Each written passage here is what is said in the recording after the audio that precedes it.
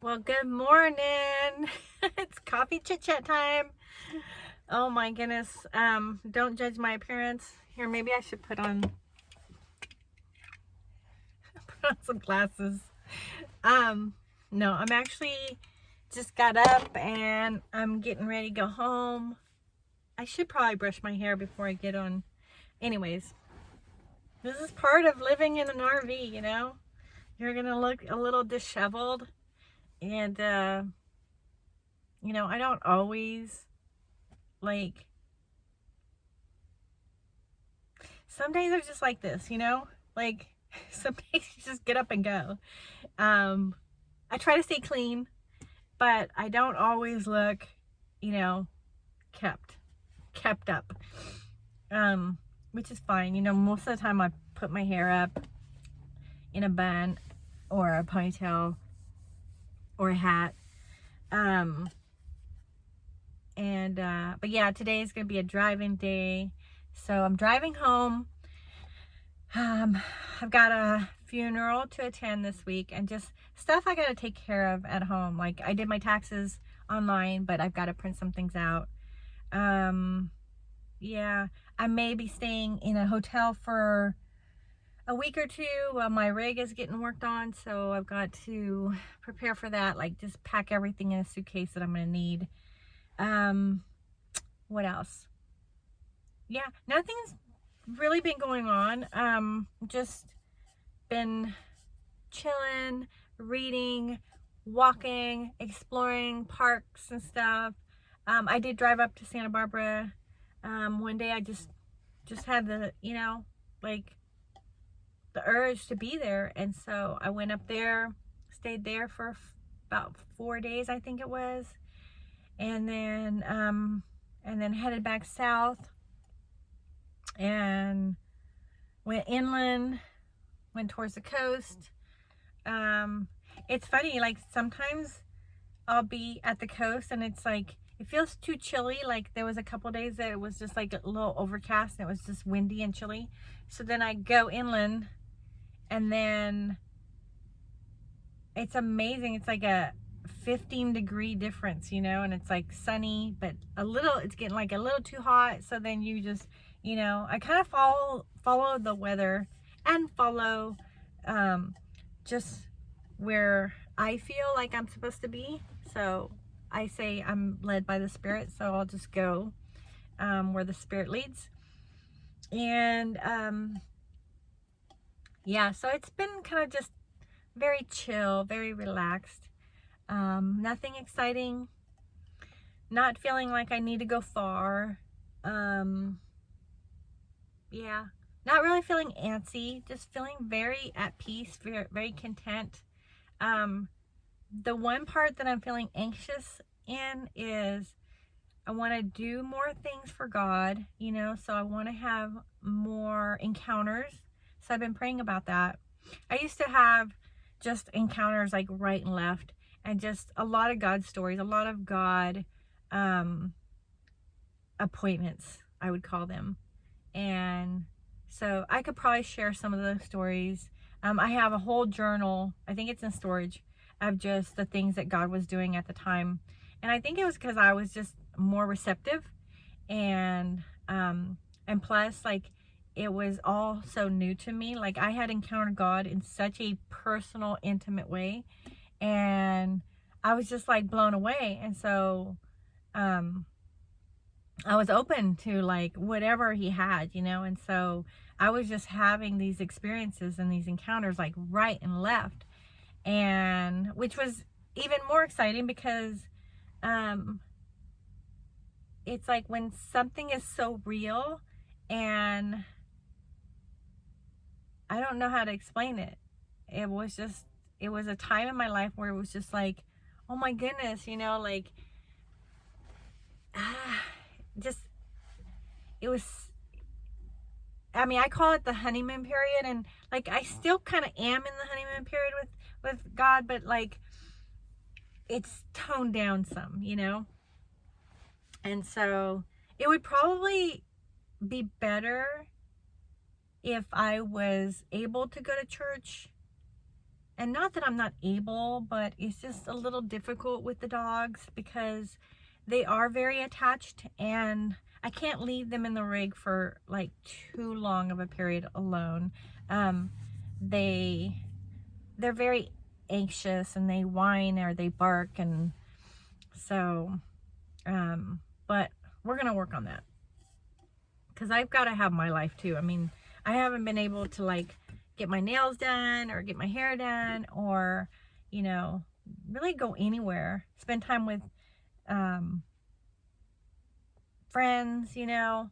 When I do spend time with friends, it's like, you know, it's usually around the rig, you know, like I'll meet them somewhere and then I've got to stay close by or have the dogs with me. So it's like having toddlers. So actually it's easier than having toddlers because you can't leave toddlers alone, you know, in the rig while you go do stuff. I mean, you can, but it would be irresponsible. Anyways, yeah. And I was thinking, like, with my channel, I thought, you know, I want to share more of my God stories, but I don't want them to be like old stories all the time. Like, I want like new experiences, you know, and I want to take you along, but I don't always have my phone with me, and some people don't want to be, you know, on camera and stuff. So it's like, it's tricky, and some things you can't, you know, recreate. They're just in the moment. So, I always thought it would be cool to have like a camera, like almost like a GoPro, you know, like on your head, and then, just live your life and then capture those highlights, you know. But yeah, I was going to share, I don't know if I've shared this story before. Yeah, I don't know if I have. There's one that I have that I know I haven't shared, so maybe I'll share that one. So my son, both my sons, when I was like so on fire for God, they thought that I had just lost my mind. So both of my boys were like, you know, just thought mom was crazy. And to the point where even one of my sons is like, Mom, I'm worried about you. Like, I need to go to church with you, you know, check it out, because I don't know. I think you're in a cult. I think you're getting brainwashed. And I just, you know, he was worried about me, and, you know, good for him, you know, like he's protecting his mom. So I'm like, yeah, come to church, you know, like however God gets you there, I'm fine with, you know. So he went to church with me, and he's just like, you know, and both my boys have been raised, you know, in church. And but when we were going to church when they were little, it was more like, okay, go to church, check off that box, you know, okay, and then we're done with it, you know. It's like, it's good for the moment, but we leave it there, you know. It's kind of a religious mindset. It's like, yeah, I go to church, yeah, I'm a Christian, but are you really living it? Are you really doing what the word says? Are you really following it every day? Do you really have a relationship with God? Are you really talking to him every day? Are you really living according to his will, you know? Or are you just going to this social club, you know? And that's basically what it was. And so they have been raised with a foundation and a belief, but not so much applying it or learning it. So anyways, yeah, my son was just like, okay, he's just sitting there, you know, with his arms crossed, you know, just, you know, watching this, because I had gone to a new church and it was very spirit filled. And so, yeah, so he went, and he was like, he was there and he had his eyes closed, because it was like, I think we were like praying or something like that. And he said that when he closed his eyes, he saw these amazing colors, like colors, just vibrant colors. And then he saw a light, like somebody took a flashlight and was going like this. And so he opened up his eyes, and it was a guy walking by. And this guy I had always prayed that my son would meet up with this guy because I felt like this guy would be a great influence on my son, and they were like pretty close in age. So imagine, like, this guy is such a bright light in the spirit that my son could see it as he walked by, and it got his attention. And my son has an ability to obviously to see in the spirit. And so he saw these colors. He felt like euphoric. My son said that when he walked out of church, he felt like he had taken like the best drug. And I'm like, well, he is, you know, God is the God of the Most High, you know, like you don't need drugs if you have the true source, you know. I think that's why a lot of people can be set free from drugs and when they have that to replace, because God can make you feel euphoric. And so, yeah, so my son had like, oh my goodness. I wish you just saw what I saw. I literally have like the shade up on my windshield, and so that, but there's a like little tiny crack where you can see out of the corner, and a bird, little bird, just came up and was just right there at that crack, just flying like in one place and looking in. I was like, and that's what's another thing. It's like animals would just, like the weirdest things would happen with animals. Like when I was just so on fire for God, like animals were just attracted to me. And yeah, it was weird. I don't know. I think animals can sense these things. I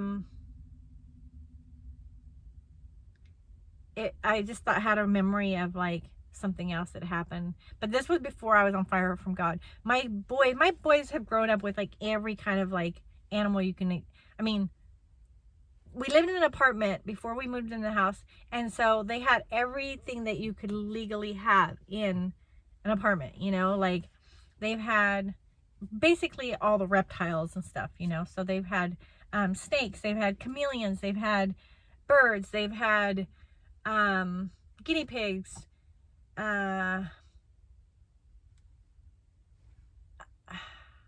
just frogs, Pac-Man frogs, fire belly frogs. They've had, you know, everything. So I got them 2 lovebirds, and these lovebirds would make such a mess when they would eat, because the seed would just come out of the cage and get on the floor and everything. And I was just like, you know, I couldn't keep that area clean. So they went to Hawaii. My boys went to Hawaii with their dad for like a week. And during that week, I let the lovebirds go, you know. I'm like, be free, you know. And so when the boys got back from their trip, they're like, where are the birds? I'm like, they got out, you know. And they're like, right, Mom, you let them go. And I'm not kidding, like a couple days later, I had the slider open and 2 new lovebirds, totally different colors, flew into their cage. So I was just like, oh my God, I can't get rid of these birds. What are the chances of that happening? So anyways, back to like my son. So anyways, my son was just like, well, I don't agree with some of the things that they do there. Like in that church, they would pray in the spirit, which is basically speaking in tongues. And I've never been around that. I've never, you know, my boys weren't raised around that. So it was new to me too. And so my son's just like, I don't like that. I don't like it. It just, you know, like it creeps me out. And I'm like, you know what? You're just going to have to pray about it. You're just going to have to like read the word. And God will answer if that's, you know, if that's legit. And so my son's like, yeah. So when we got home, he went for a walk. He's like, I'm going to go to the park. I'm going to go for a walk. So he goes for a walk to the park. And this is how good God is. God answered that question really quick. He meets this kid there, and this kid is like, I don't know, he had like socks that had like, you know, marijuana plants on them, and just, you know, dressed different. And my son loves to, like, you know, he'll talk to anyone and stuff. And so my son started talking to him, and he's like, yeah, I went to church with my mom, you know, and they were speaking in tongues, and I just, you know, it's just, you know, weird and wild and whatever. And the kid says, that stuff is real. He said, one time my mom took me to church. I was totally addicted to drugs, and she took me to church, and these little old ladies, like, they all like put hands on me, and they started praying in tongues, and I fell to the floor, and I don't know what was happening. He goes, but I got up and I was set free from drugs. Like, I never did drugs, even though he had socks that had marijuana plants. He's like, I stopped doing drugs, and he goes, so there is something to that. Like, I don't understand it either, but that happened. And so my son came home, and he's just like, Mom, maybe there is something to that, you know, like, I don't know. But my son's been raised with, you know, his dad is ultra conservative, and he doesn't believe in that stuff. He believes that speaking in tongues they were speaking other languages. And so I don't know. I just told my son, I'm like, you know, God's going to have to answer that question for you. Like, no one can talk you into these things. Just like me, no one can talk me into certain things. I have to experience them. And then I read it in the Bible, and it's backed up. And then it just has to, like, resonate in my spirit. But I'm more of a, I'm a person that I have to, like, it has to be real to me. So, and God knows that. So I have to have the experience. And then, like, no one can change my mind, because it's almost like now it's 3D. It's like, it's come alive to me. And so, yeah, that was interesting, taking my son to church and then having that happen, like, when he gets home. So yeah, I was gonna share another story, but again, we'll leave it for another time.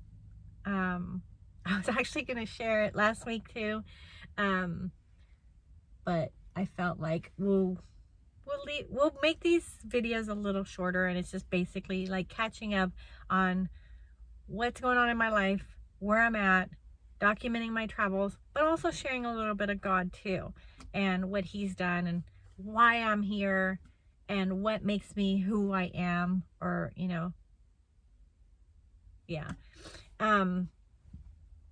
And just staying in touch with, you know, you guys. And I feel like YouTube is becoming like, it's almost like a little community. Even though I don't really know you guys, there are some people that, you know, like, are just regular commenters, and I'm realizing, like, oh, it's like a little community. And so that's kind of nice, you know, like, I have my friends that I see, and my family, and then I have another little community online.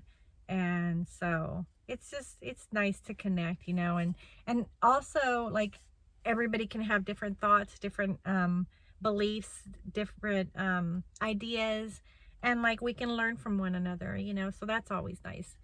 And because that's what makes the world, you know, like, so interesting, is like variety, you know, like, we don't all have to be clones, you know, we don't all have to think the same, and we can learn from one another. And yeah, so anyways, I am gonna hit the road. I'm gonna walk the dogs once they wake up, and then I'm gonna hit the road, and I can't wait to have a place to shower and get cleaned up and be taken care of because I get pampered there. And yeah, I'm not looking forward to the funeral. Like, I hate funerals and I hate weddings. I don't know why. I have fun at weddings, but I do not look forward to them at all. I don't know why that is, but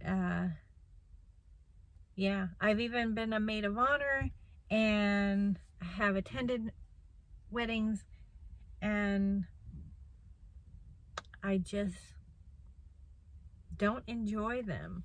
I'm not a big party person, you know. I'm not a person that likes to get all dressed up and, you know, go to events and stuff like that. I'm a very quiet, secluded introvert, but I love people. So figure that one out. Anyways, have a great day, guys, and we will catch up with you this week sometime. And again, just know that Jesus loves you and that he has great plans for you. He has plans. His word says, "For I know the plans I have for you, plans to give you hope in a future, not to harm you." So he's not out to harm you. He's not out to, you know, he's not this